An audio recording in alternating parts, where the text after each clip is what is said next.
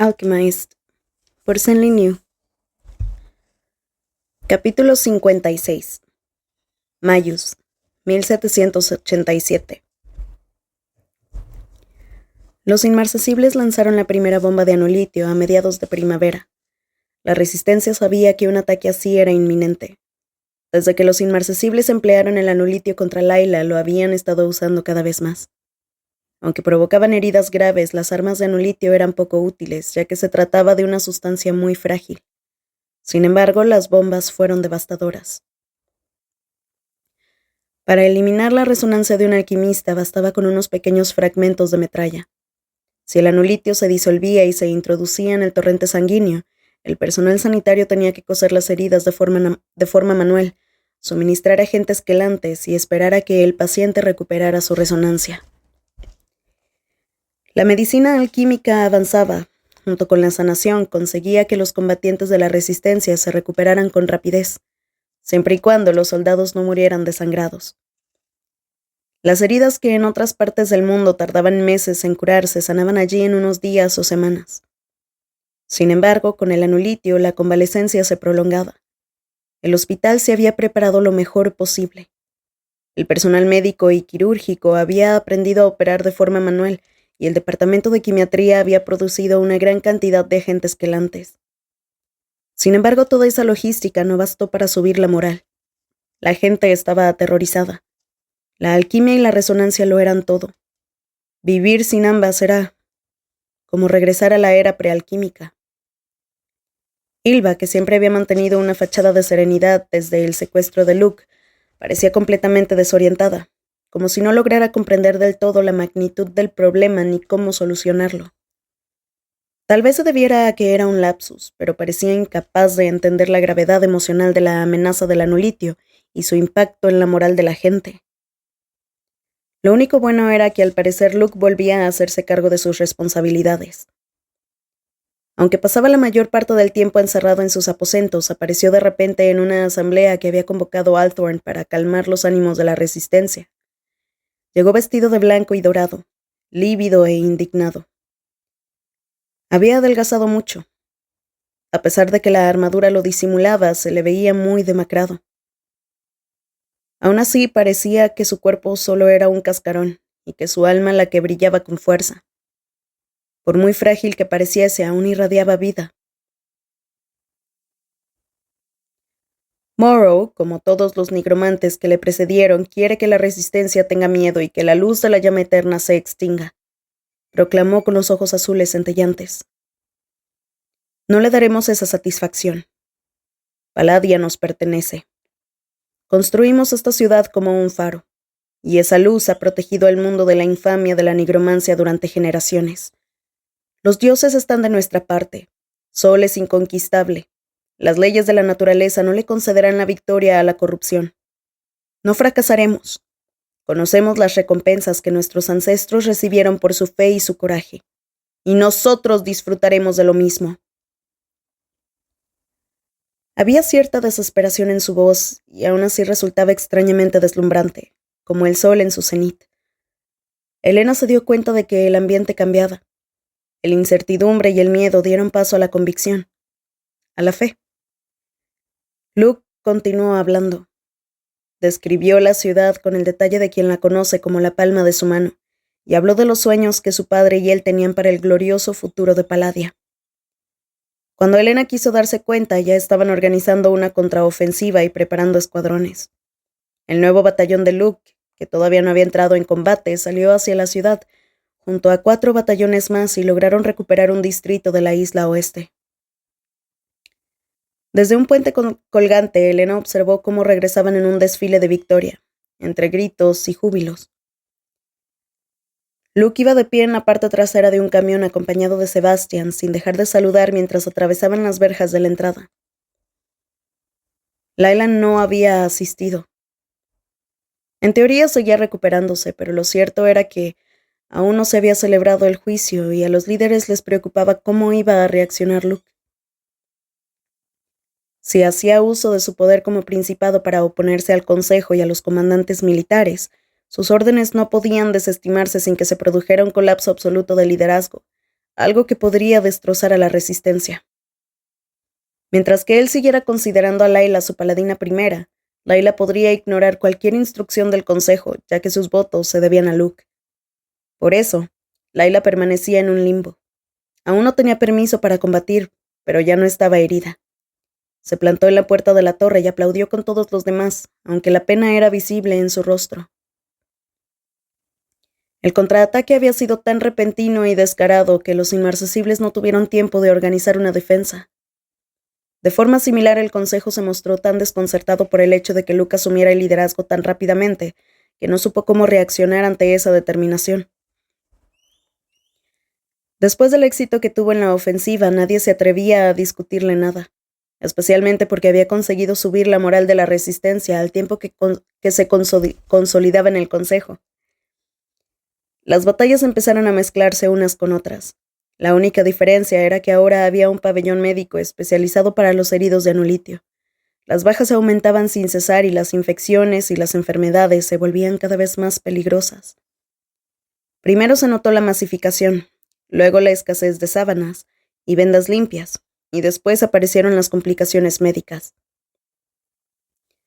En ocasiones, Elena trabajaba durante varios días seguidos y tenía que ignorar las llamadas de Kane, salvo que se tratara de mensajes para Crowther. Al menos trabajar la mantenía alejada de los pozos de preocupación que acechaban su mente. Cuando estaba sola, se tumbaba en la cama y miraba fijamente el techo mientras hacía girar una y otra vez el anillo de Kane en su dedo. No dejaba de pensar en el sello que Wagner había dibujado. Tenía 9 puntas.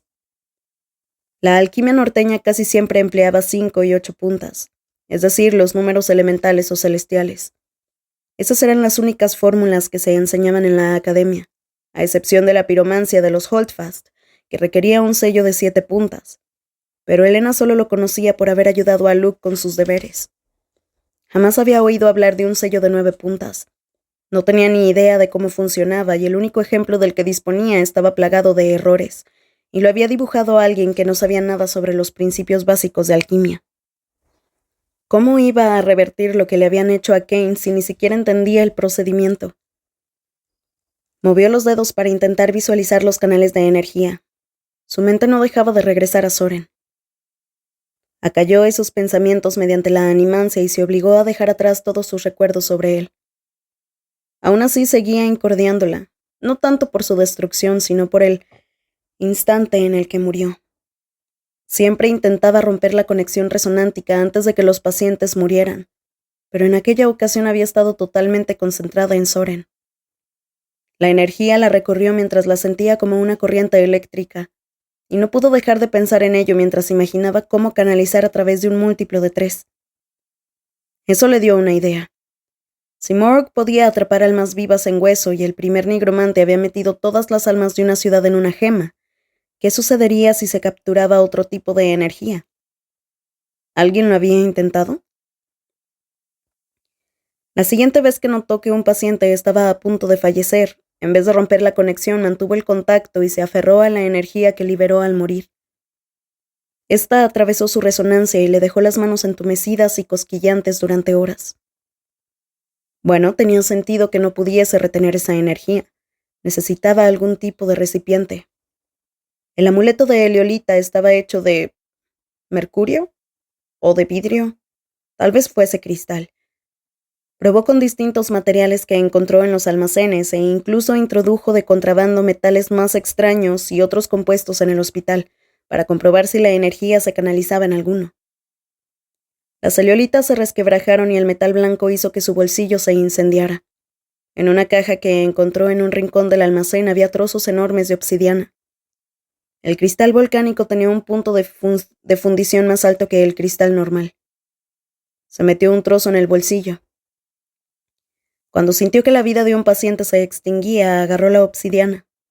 Era uno de los pacientes afectados por el anulitio. La metralla le había destrozado los órganos y la infección no había mejorado con el tratamiento. Elena podía obligar a su corazón a que siguiera latiendo, pero solo conseguiría ralentizar su muerte.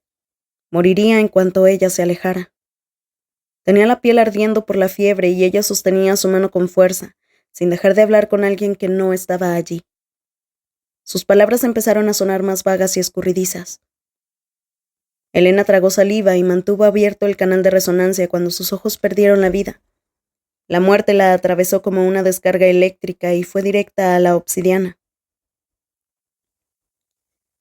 El brazo se le quedó dormido. Cuando recuperó el movimiento, el chico ya estaba muerto, y la obsidiana irradiaba calidez entre los dedos de Elena. Podía sentir esa extraña y obscura energía. Le cerró los ojos y le cubrió el rostro con una sábana, pero entonces notó que le temblaban los dedos. ¿Acababa de atrapar un alma en un cristal volcánico? Lo apretó con fuerza. No. Sabía cómo era esa energía por el amuleto y por Kane. Esto era algo distinto. Aún así intentó fingir que no estaba en su bolsillo mientras acababa el turno. Después corrió al laboratorio. Sin embargo, al abrir la puerta se detuvo en seco, pues allí estaba Layla, encogida en el suelo con la cara hinchada y los ojos torcidos. Elena se quedó petrificada. Por Dios, el tribunal. Debía de haber empezado el juicio. Apenas había visto a Layla ni había hablado con ella desde que rescataron a Luke. Un día volvió a su habitación y descubrió que todas las pertenencias de Layla habían desaparecido, y se enteró de que habría un funeral privado para Soren cuando ya se había celebrado. A pesar de lo mucho que le hubiera gustado dar explicaciones, no podía hacerlo, porque la versión oficial mantenía que Soren simplemente había muerto. No obstante, Luke le habría contado la verdad a Layla. Elena permaneció donde estaba. No tenía ni idea de qué había llevado a Layla hasta ahí. Layla. Elena dejó la obsidiana sobre la mesa y dio un paso hacia ella con cautela. Layla, ¿qué sucede? ¿Qué ha pasado? Layla miró fijamente a Elena y tardó un buen rato en responder. He cometido un error, dijo al fin en apenas un susurro. He cometido un terrible error. Elena tragó saliva con dificultad. No pasa nada. Estoy segura de que se arreglará. Da igual lo que hayas hecho. Seguro que no es para tanto. El fantasma de Soren apareció flotar entre las dos. No. Layla sacudió la cabeza. He estado mintiéndole a todo el mundo. He estado mintiendo toda mi vida y ahora no sé qué hacer. Su voz sonaba estrangulada. No terminaba las frases. Soren era la única persona que lo sabía. Susurró. Tenía los ojos vidriosos, pero no le cayó ninguna lágrima. Siempre me guardó el secreto. Siempre sabía qué hacer. Decía que su trabajo era cuidarme. ¿Qué pasó? Elena se acercó con cautela. Layla levantó la vista y tomó aire. La barbilla le tembló justo antes de responder. Estoy embarazada. Elena se quedó inmóvil, sin palabras. Estaba demasiado perpleja incluso para creer lo que Layla acababa de contarle. Si sabía que estaba embarazada, entonces debía de estarlo desde hacía 2 o 3 meses, y eso suponiendo que tuviera un ciclo regular. Pero Elena sabía que no era el caso. En aquella época, Layla aún seguía hospitalizada. ¿Cómo es posible? Esa fue la única pregunta que a Elena se le ocurrió hacer. Dejó a un lado todo lo que eso implicaba. Layla tragó saliva y sacudió la cabeza, pero torció el gesto de dolor al sentir que le tiraban las cicatrices del cuello. Lo sé. Yo tampoco pensé que fuera posible después de todo lo que ha pasado. Siempre di por hecho que no podría quedarme embarazada. No, la cortó Elena con impaciencia. Bueno, sí, eso también, pero no estabas embarazada cuando estuviste ingresada. Te dimos el alta hace unos... ¿Cómo sabes que estás embarazada?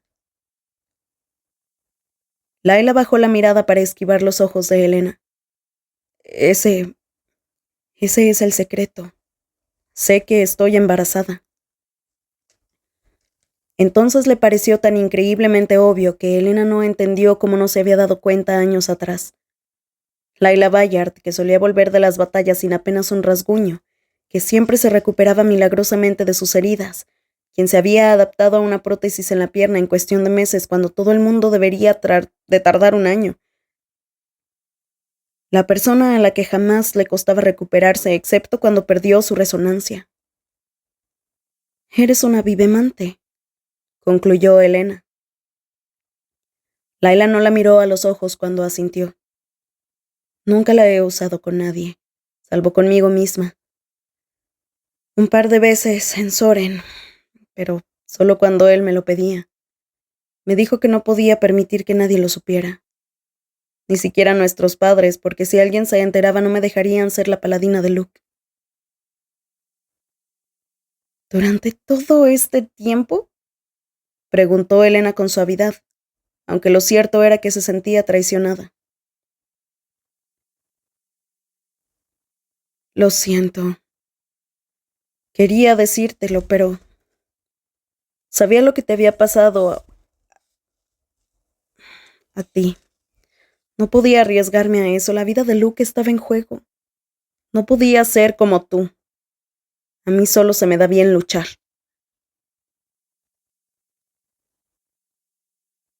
Aquella confesión era más de lo que Elena podía asimilar en ese momento.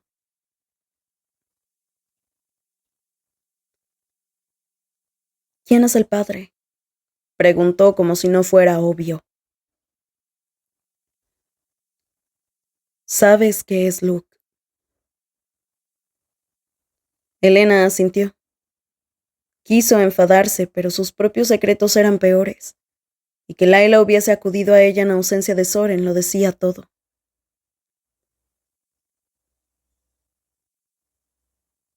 Seguramente te hayas enterado de que quieren someterme a juicio, a menos que renuncie voluntariamente a ser paladina. Le contó con una voz que sonaba hueca y desesperada. Antes me decía a mí misma que al final todo valía la pena, pero la guerra ha durado demasiado. Nunca quise... Bueno, él lo intentó en alguna que otra ocasión, pero yo siempre me negué. Laila sacudió la cabeza. Aunque ha sido en vano, todo el mundo piensa que hemos estado acostándonos en el frente. No ha servido de nada que no lo hiciéramos. Bajó la vista. Cuando regresó después de tomar este distrito, sé que no era por mí, pero sentí la frustración de que me hubieran dejado atrás y de saber que ya siempre lo harían. Después vino a buscarme y me dijo que había estado pensando en mí todo el tiempo. Y se encogió de hombros. Todos creen que lo estamos haciendo, así que... Elena posó una mano en su hombro con sumo cuidado. No pasa nada.